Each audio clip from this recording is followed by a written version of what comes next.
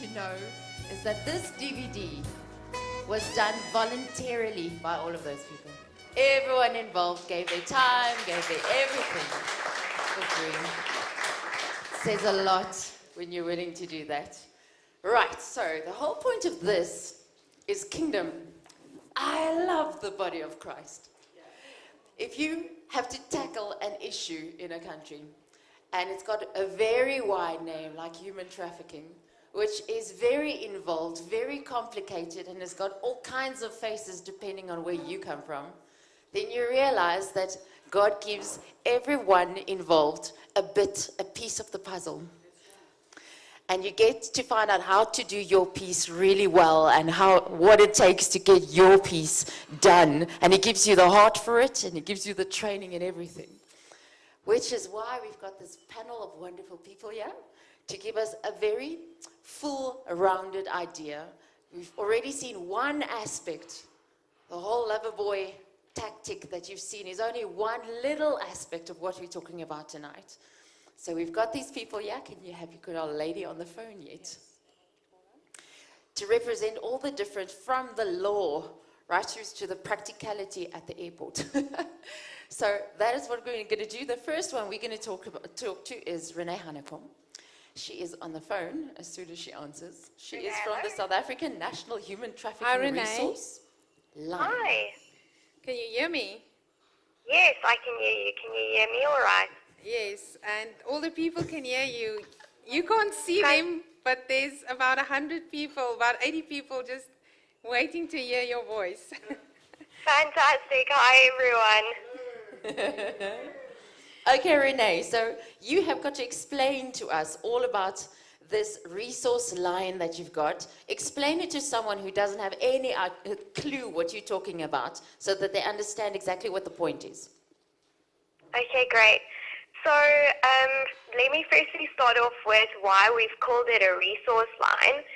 So what makes this line unique is that it's more than a hotline. We decided to call it a resource line because it's a tool for government and civil society organizations. So it's really a tool that will bridge the gap between survivors of trafficking and the incredible services that are available to them. Okay, why should they not rather call 10111 or Childline? So although 10111 and Childline are incredibly important numbers and they do absolutely amazing work, they do not specialize in cases of human trafficking. The call specialists that work on the resource line have been trained on international best practice in terms of the protocols and the processes that we follow. And we've already been able to take hands with both of those lines in terms of referring callers to them and also assisting them with calls that they've received but that are maybe outside of their scope of practice. So in terms of anything to do with human trafficking, it would be great if everyone called into the resource line and we can get them to the right services. Let's just get this nice and clear. So this is not just a line where you report something that happens, or if you've got, if you're looking around where you're living and you're seeing something happening, you actually collect data and statistics as well. Yes, so there's different types of reasons that you could phone into the resource line. So firstly, if you see something suspicious and you would like to report it, it would be great if people phoned in, or they can also submit an online tip. Because every little bit of information helps. So if you've seen something and you have information, you don't know if someone else has maybe also phoned in about that. So every little bit of information helps us to actually build cases. But what we've also found recently, since we've launched, is we've been able to prevent potential trafficking situations as well. We've had people phone in if they've wanted to apply for a job opportunity that seemed too good to be true, and we've actually been able to refer that to one of our partner organizations who could investigate and had found that they were not legitimate opportunities. So it's a really great prevention tool. And then it's also there, of course, for victims to phone in if they need assistance, then we can assist with that. But then also for governments and organizations, if they need a guide on next step or steps or if they need to be connected with services, then they can call into the line. Have you got anything else you want to tell us about your resource line? Yeah, so just today we actually announced that since we've launched on the 30th of August, we were actually able to assist with 5 rescues, which is absolutely phenomenal. And we wouldn't have been able to do that with the incredible partner organizations that we work with. So what I just want to tell everyone is that it's going to take all of us to promote this line and to make a success of it so that we can see more rescues take place and trafficking prevented. Rene, what's the number? The number is 0800 222 777. Oh, that's easy to remember. 0800 222 777. Yes, that's correct. Thank you very much, and thank you for the work that you're doing. It's such a pleasure, and thanks so much for giving us the opportunity to tell everyone a little bit more about the resource line. And everyone, please feel free to phone into the resource line if you have more questions and you want to find out a bit more about what we do. Great. So that was Rene Hanekom from the South African National Human Trafficking Resource Line. Can you remember the number? 0800 222 777. And then, Annelize Theunissen. You've worked really hard, huh? Are you tired yet? No, this actually energizes me. The adrenaline is rushing. Okay, so why is prevention such a crucial activity in breaking the cycle of human trafficking? I think when it comes to prevention of human trafficking, that old saying that says prevention is better than cure rings very true in regards to human trafficking. We see that trafficking victims is abused and tortured and beaten up and all sorts of things, locked up. You saw food starvation. So the emotional scars and the physical scars is so deep and so profound that it is very, very difficult to reintegrate a human traffic victim into society again. And it takes a lot of resources, and it takes a lot of money, and it takes a lot of time and effort, and a lot of love. And if we don't prevent people from being trafficked, this cycle will actually not break. The thing is, you're sitting here in an office, in one place, and you're one person. But you are part of the body of Christ. So you've got churches, and you've got government, and you've got youth organizations. They're all out there. So what can they do to play an active role in the whole human trafficking thing? I think that's where my passion is prevention and awareness. I think I've been working in this anti-trafficking environment for the last 5 years, and God has just ignited a fire for prevention in my heart and for awareness. And through a program that we call Traffic Wise, we do a 2-day seminar where we train people on how to go into the communities and raise awareness. And we teach them with all the tools that we have to our advantage. Some of these tools have literally been given into our hands. Something like Traffic Proof is such a valuable tool. We've just traffic proofed in the last 2 months nearly 10,000 children. We just did 7,300 children in Ghana in just 1 week.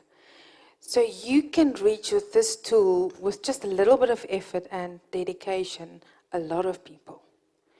And also trafficking involves forced labor. So we need business to get involved in this. And we need to train business so they can see that they source their products ethically. And then you've got the forced marriages. And in South Africa, we sit with a thing like a cultural use like ukutwala. And that is being abused in the rural areas. Now, if we can go and do awareness and prevention in these areas and prevent these people from actually being trafficked, I think we're going to see the numbers going down. And that's where we need to get involved, churches, youth organizations, NGOs, businesses. Everyone needs to be educated And traffic-wise, I think is a good stop. We have one, if I can market something, we have one last seminar on the 21st and 22nd of October in this very building. And you'll be fed well, and you'll be taught well for 2 days. So there is registration, sign-up papers there at our table. Nudge, nudge, wink, wink.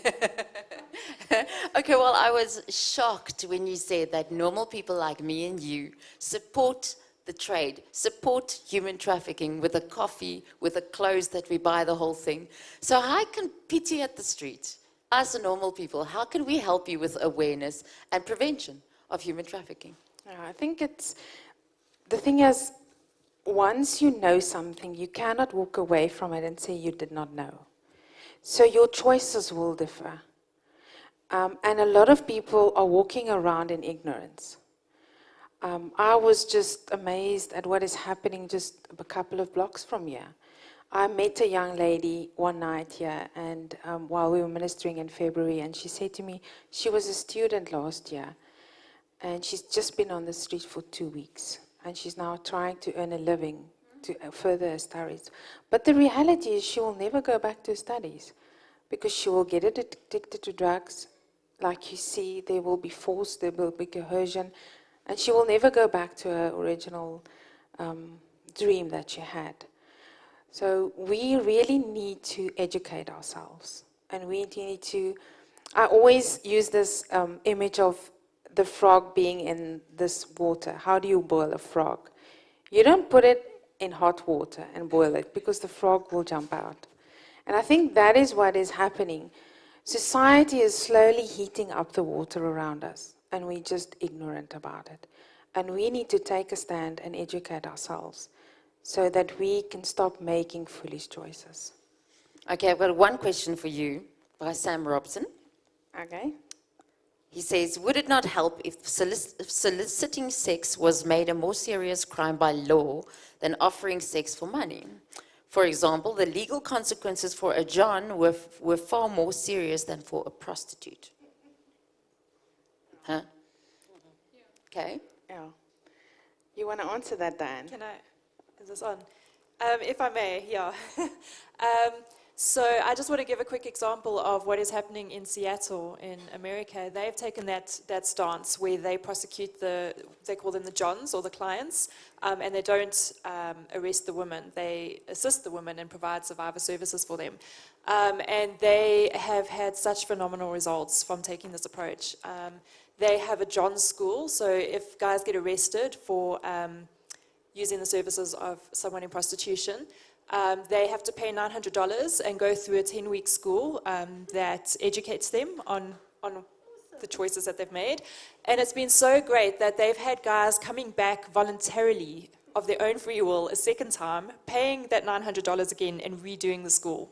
And then that money actually goes back, it gets split, half goes directly back into survivor services, so helping the women come out of the lifestyle.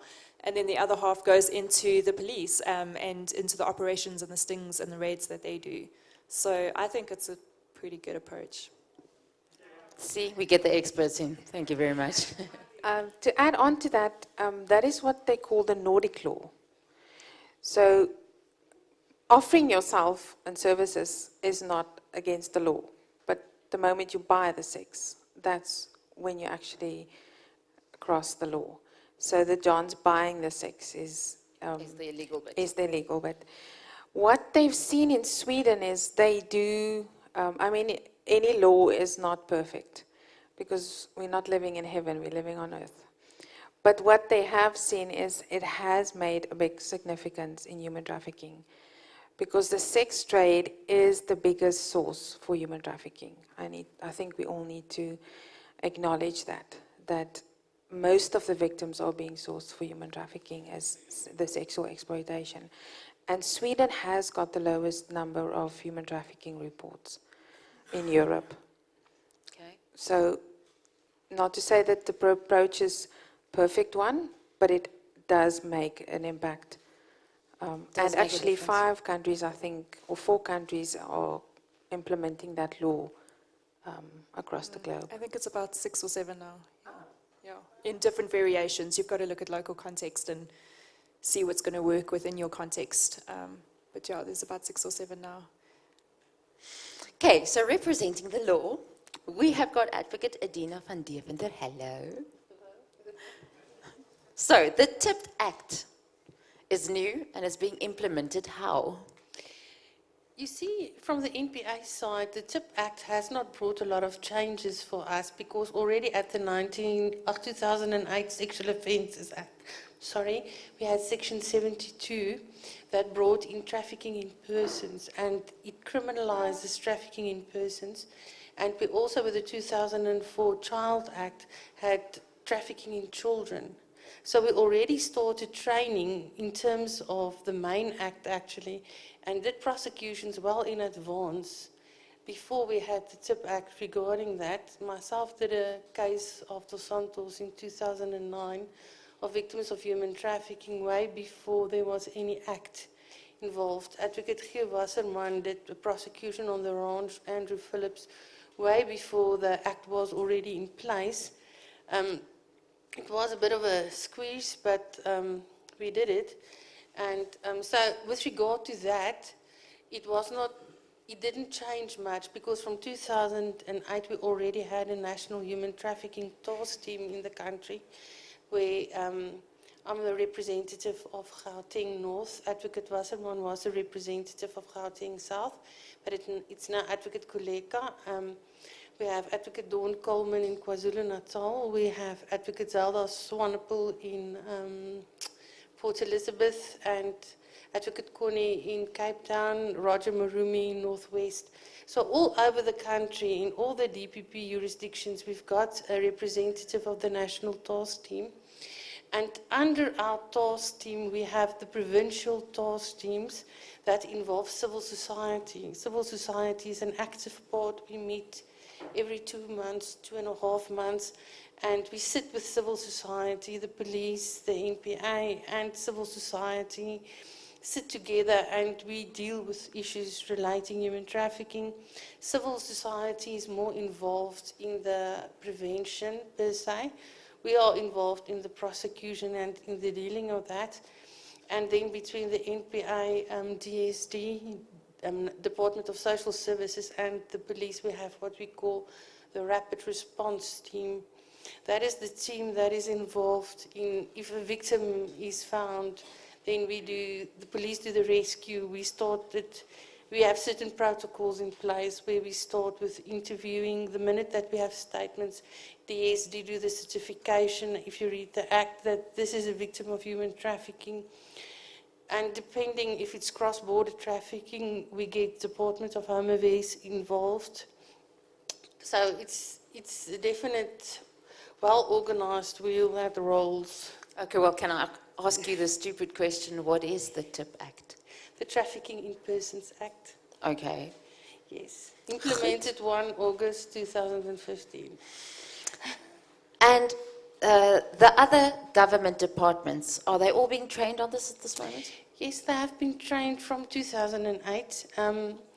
Some more than others, because you must understand, it's an ongoing process to deal. In the NPA, we deal in each jurisdiction. As I said, we train at least twice a year because, prosecutors come and they change. And so it's important, for us, it's important, for instance, to not just train regional court prosecutors, but to train prosecutors in the district court, because they must be able to identify this matter, because rapid identification, just for example, you get a child that this child must be prosecuted, even though we have diversion, but it might be a serious housebreaking.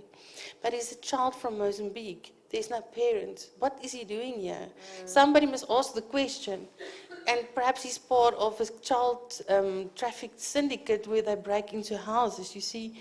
So you must be very aware. So that's what we do. We do some really serious training. And then we assist also with training of police when asked. We deal mostly with the hawks, and that's why there's sort of I'm part of the Director of Public Prosecution's organised crime component, and all of us that deals with human trafficking is part of the organised crime component, because as you would have seen from the movie, it is actually organised crime. And if you look at UNODC's report, human trafficking has overtaken gun running as the second most profitable business in the world. So, and as Advocate Dawn Kalmal always says, you know, you don't need infrastructure to start a trafficking business. You need a person and you need a house. You don't need to have a business layout. And the minute that the country is compromised economically, you will see a rise in this type of crime. So it's also a social issue. It's not just a law enforcement issue, it's a social issue. So what's the punishment for someone who's charged with human trafficking in South Africa at this moment? Okay, the Act there's several different crimes that is created by the Act. But if we talk about Section 4, which is trafficking in person, requirement, recruitment, transportation, exploitation, then you talk about life imprisonment. Really? Yes. And life is like real life. It's not that life when you come out in 4 years thing, life. No, definitely not. It's Okay, real sorry, I'm a life. South African. I had to make sure. Thank you very much.